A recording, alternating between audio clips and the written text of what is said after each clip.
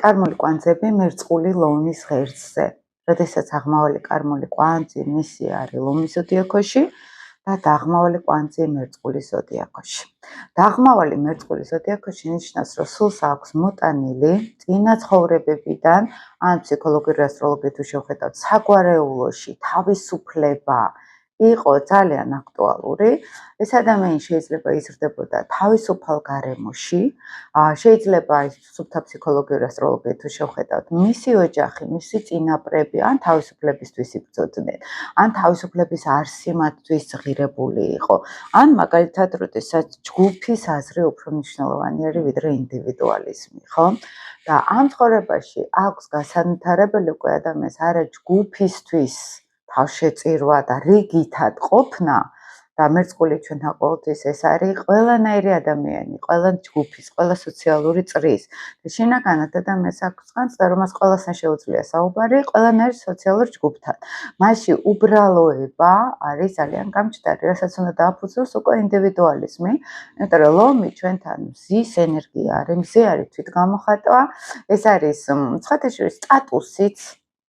და თუ დაღმავალ მერწყულს განცდა, რომ სტატუსი და ინდივიდუალიზმი მისთვის არ არის მნიშვნელოვანი და ხალხი როგორც გადაწყვეტს, ისე არის მისთვის თავარი, ეს არის უკვე შესაძლებელი, უკვე მნიშვნელოვანი არის ინდივიდუალური პოზიციის დაკავება, ლიდერული თვისებების განვითარება, შემოქმედებითი უნარების განვითარება და ყველაზე მთავარი, რომ სულს აქვს მისია გააცნობიეროს მე ენერგია და არა მასების ჯგუფის ენერგია.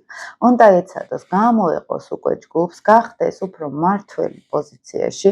შეიძლება ლომი დაკავშირებული იყოს კონკრეტულად ადამიანისთვის, რომ ის გამოჩნდეს, ან ლიდერი გახდეს, ან მაგალითად ახლა ოპოზიციური ლიდერმა უნგრეთში რო მოიგო არჩევნები, აღმავალი კვანძი ლომში ყავს.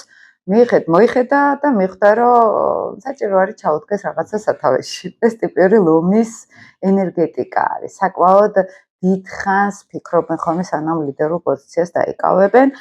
ლომი არის ასევე ბავშვები, არის მხიარულება, არის თვითგამოხატვა, სცენაზე დგომა, ძალიან ხშირად მსახიობები ხდებიან ხოლმე, ან მმართველები ხდებიან, ან კარგი მენეჯერები, ოღონდ რომლებიც ჩანან. ადამიანმა უნდა ისწავლოს გამოჩენა და სახლი მეანიშნებს უკვე სად უნდა გამოჩნდეს, როგორ უნდა გამოჩნდეს. მთავარი არის, რომ დაღმავალის ფუნქციიდან აქვს გადმოყოლილი ღირებულებები საკაცობრიო დონის, თავისუფლების იდეა, მაგალითად, მაგრამ ასევე აქვს მოტანილი პასუხისგებლობაც, ანუ ლიდერობა სჭირდება სადღაც საკუთარ თავზე აღება პასუხისგებლობის და დაღმავალის ზონა ეს მეანიშნებს, რომ ადამიანს არ მოუწია კარმულად პასუხისგებლობის აღება, არ მოუწია გამოეხატა თავი უკვე როგორც რაღაც მნიშვნელოვანი ფიგურა და ხშირად არის ხოლმე ცოტა პასუხისგებლობებისკენ გაქცევის სურვილი. და ესეც არის დასაძლევი, უნდა ისწავლოს ადამიანმა პასუხისგებლობების აღება საკუთარ თავზე და ეს მოუტანს რეალურ თავისუფლებას, იმიტომ რომ წინა ცხოვრებებში თუ კარმული ასტროლოგიით შევხედავთ, იყო თავისუფლება, მაგრამ არ იყო სიმყარე ამ პასუხისგებლობაში, როგორც აი მე რა მინდა, ამაზე დაფიქრება. მე მოიხთხოვს ძალიან ბევრ ნაბიჯებს, ინდივიდუალურ ნაბიჯებს, სადაც ჯგუფზე აღარ ახარ დამოკიდებული, არავისზე არ ახარ დამოკიდებული, მარტო შენ წყვეტ აქ და შენ ნიჭის, შენი უნარების სამარად ხარ, ეს არის კარმული კვანძი ლომში და რაც უფრო მეტი მხიარულება, რაც უფრო მეტი თვითგამოხატვა, თამაში, ცხოვრება როგორც თამაში, ცხოვრება როგორც გულით ცხოვრება, აი ამას თუ მიაკნებს აღმავალი კვანძი ლომის ადამიანი, ბედნიერი იქნება და ძალიან დიდი ნიჭიც აქვს ხოლმე და დიდი შემოქმედებითი პოტენციალიც, რომელიც გამოსაყენებელია ხოლმე. კარმული კვანძები მერწყული ლომის ღერძზე, როდესაც დაღმავალი კარმული კვანძი ლომში არის აღმავალი კარმული კვანძი მერწყულში.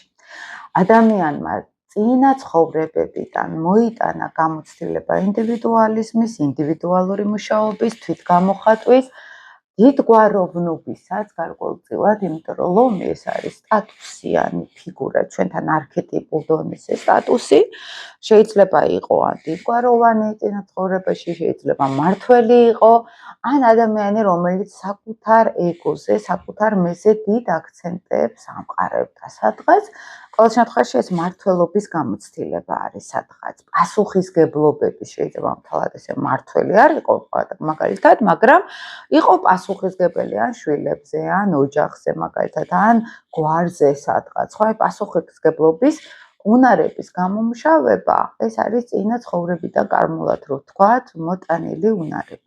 დაღმავალი ლომისთვის ძალიან მარტივი პასუხისგებლობის საკუთარ თავზე აღება, შემოქმედებითი უნარების განვითარება, მაგალითად, დიდი პოტენციალის ის ერთი ფირმა გავაკეთო, მეორე ფირმა გავაკეთო, აი ეს შინაგანი ინიციატივების უნარები ძალიან დიდი დოზით ვლინდება.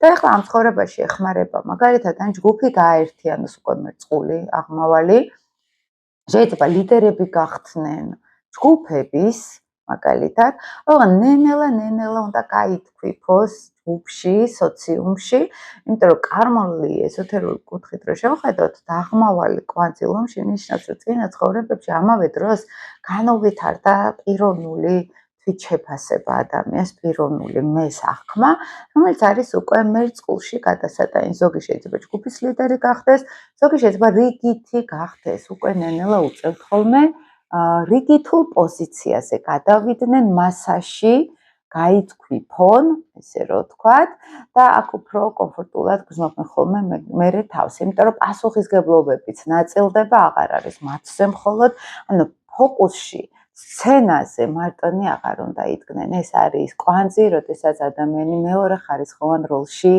გადადის სათამაშოდ და არა პირველ ხარისხოვან როლში. აი ეს ცოტა უჭირთ ხოლმე ამ ენერგიაზე გადმოსვლა, იმიტომ რომ ზის ენერგია ეგო არის დასადრგუნი შედარებით, ოღონდ არა დასადრგუნი პირდაპირ გაგებით, არამედ ტრანსფორმაცია არის საჭირო უფრო სოციალურ პრობლემებზე. მაგალითად შეიძლება ადამიანი, რომელიც სოციალური მუშაკი გახდეს, ადამიანი, რომელიც დაჩაგრულ ჯგუფებს უმარტივებს მაგალითად ესე ცხოვრებას სიტყვაზე, ხო?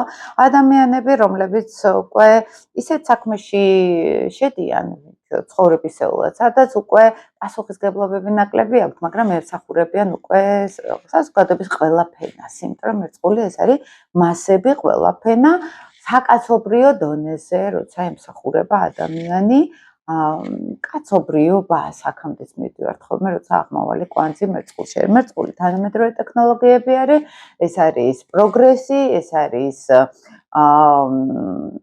ესე რო ვთქვათ, კომპიუტერული ტექნოლოგიებიც ასევე და ძალიან ბევრი შეიძლება IT სფეროში მუშაობდეს, თანამედროვე ტექნოლოგიებში მუშაობდნენ, მაგალითად შეიძლება საზოგადოებასთან მუშაობდნენ, მასებთან. და ხშირად არის ისეთი სფეროები, სადაც აი ყველა ფენასთან უწევთ ხოლმე შეხება საზოგადოების ყველა ფენასთან და ძალიან კმაყოფილებიც არიან ხოლმე, იმიტომ რომ მერწყული არის ჩვენთან უკვე არა გული ცხოვრება, არამედ გონებით და უფრო ფართოვდებიან სოციუმში ჯგუფებთან, აი მაგალითად თავისუფლებისთვის უნდა იბრძოლოს ამ ადამიანმა, ან ხალხის თავისუფლებისთვის, უკვე საკუთარი ეგო, საკუთარი დაგროვილი ცოდნა უნდა გამოიყენოს სხვების თავისუფლებისთვის. და ხშირად არის ხოლმე ან რეფორმატორები ხდებიან, ან ესეთი თავისუფლებისთვის მებრძოლები პოლიტიკაში ხშირად შეხვდებით ხოლმე, უფრო სამოქალაქო აქტივისტებს, მაგალითად აღმავალ მერწყულებს, უფრო საზოგადოებაში საზოგადოებრივი პრობლემების მოგვარებაზე მომუშავე ადამიანებს, რომლებიც უკვე საკუთარ ინდივიდუალურ ძალას იყენებენ ხალხში მეტი ჰუმანიზმი, მეტი რაღაც მაღალი ღირებულებები შეიტანენ და გამოსდით ძალიან კარგად სხვათა შორის და მათი ნიჭი დაგროვილი უნარები ხალხის მსახურებაში გადადის.